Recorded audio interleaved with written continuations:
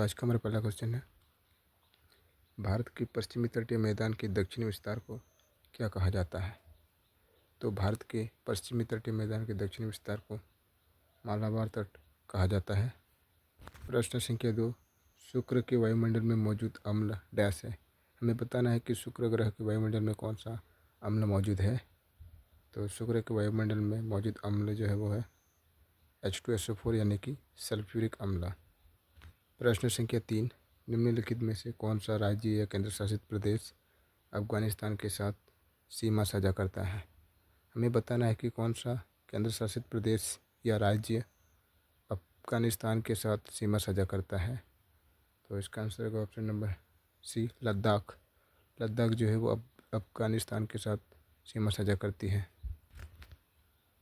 प्रश्न संख्या 4, हिमालय के अंतर्गत कश्मीर, कांगड़ा और कुल्लू घाटियाँ किस पर्वत श्रृंखला से परिबद्ध है। तो हिमालय के अंतर्गत कश्मीर, कांगड़ा और कुल्लू घाटियाँ जो लघु हिमालय पर्वत श्रृंखला से परिबद्ध है। प्रश्न संख्या 5, निम्नलिखित में से कौन सी विशेषता भारत में पाई जाने वाली जलोढ़ मिट्टी की विशेषता नहीं है। हमें बताना है कि इनमें से कौन सी विशेषता जो जलोढ़ मिट्टी की विशेषता नहीं है। तो इसका आंसर होगा ऑप्शन नंबर बी, यह मुख्यतः दक्कन पठार में पाई जाती है। यह विशेषता जलोढ़ मिट्टी की विशेषता नहीं होती है। प्रश्न संख्या 6, भारत में किस प्रकार की सिंचाई में पौधे के जड़ क्षेत्र में बूंद बूंद जल पहुंचाया जाता है। तो इसका आंसर होगा ऑप्शन नंबर ए, बूंद बूंद सिंचाई। प्रश्न संख्या 7, गारो, खासी, जयंतिया और नागा पहाड़ियाँ जो लगभग पूर्व पश्चिम दिशा में फैली हुई है, उत्तर दक्षिण दिशा में फैली किस पर्वत श्रृंखला से जुड़ी हुई है। तो इसका आंसर होगा ऑप्शन नंबर बी, मिज़ो और रखाइन पहाड़ियाँ पर्वत श्रृंखला से जुड़ी हुई है। गारो, खासी, जयंतिया और नागा पहाड़ियाँ। 8, किन दो पड़ोसी देशों की संयुक्त स्थल सीमा चीन की स्थल सीमा से लंबी है।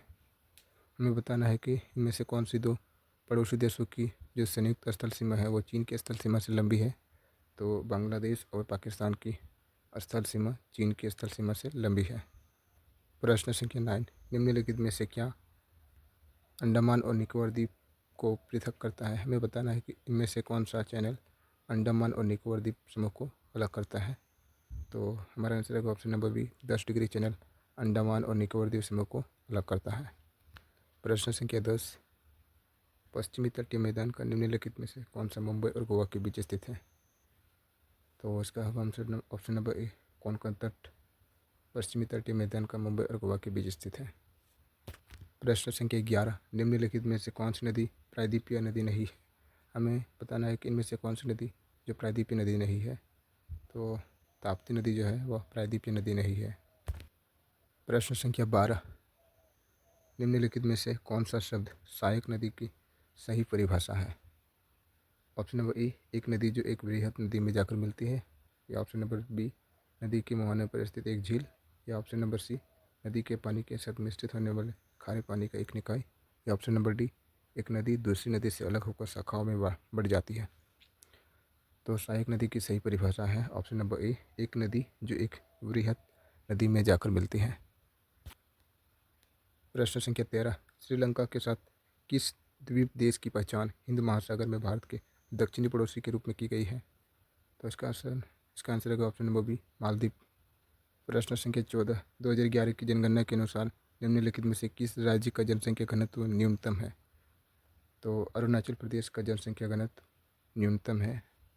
जनसांख्यिकीय अध्ययनों में अशोधित जन्म दर क्या मापती है।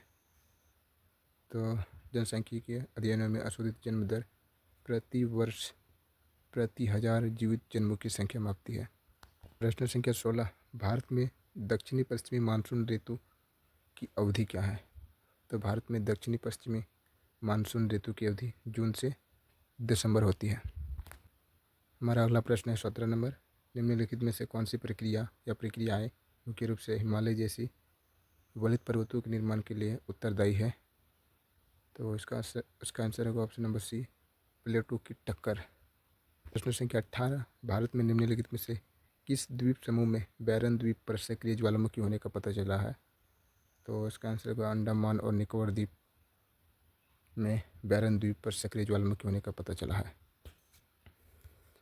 प्रश्न संख्या 19, 2011 की जनगणना के अनुसार निम्नलिखित में से किस राज्य ने 2001 से 2011 के बीच ऋणात्मक 10 की जनसंख्या वृद्धि दर दर्शाई? तो एकमात्र राज्य है नागालैंड, जिन्होंने 2001 और 2011 के बीच ऋणात्मक 10 की जनसंख्या वृद्धि दर दर्शाई है। प्रश्न संख्या 20, निम्नलिखित में से कौन सा देश उत्तर पश्चिम में भारत का सबसे निकटतम पड़ोसी है? तो पाकिस्तान।